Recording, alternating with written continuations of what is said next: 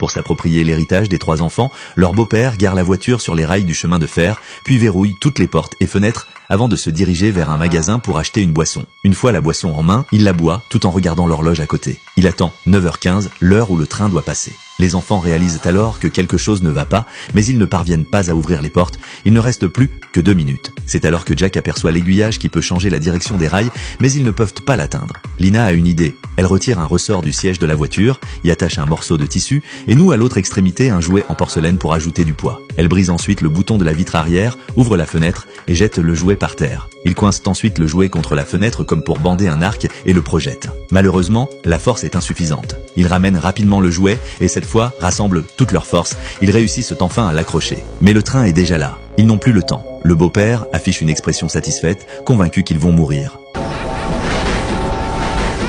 Mais la seconde suivante, le train passe à côté de la voiture sans la toucher. Le beau-père n'en croit pas ses yeux. À ce moment, une autre voiture arrive. Le beau-père se précipite pour déverrouiller les portes, car dans cette voiture se trouve justement l'exécutrice testamentaire. C'est elle qui décide si le beau-père obtient l'héritage ou non. Elle n'a pas vu la tentative de meurtre d'Olaf, mais elle décide tout de même de lui retirer la garde des enfants, car laisser des enfants seuls dans une voiture constitue un comportement dangereux. Elle décide donc de chercher un nouveau tuteur. Il y a quelques jours seulement, la famille Lyle a péri dans un étrange incendie. Les 2 parents sont morts, laissant 3 enfants et un énorme héritage. Leur ami Olaf est alors devenu le tuteur des enfants. Mais Olaf ne veut que s'approprier la fortune. Ce que les enfants ignorent, c'est que leur prochain tuteur sera encore plus terrifiant. Ce film s'appelle Les désastreuses aventures des orphelins Baudelaire,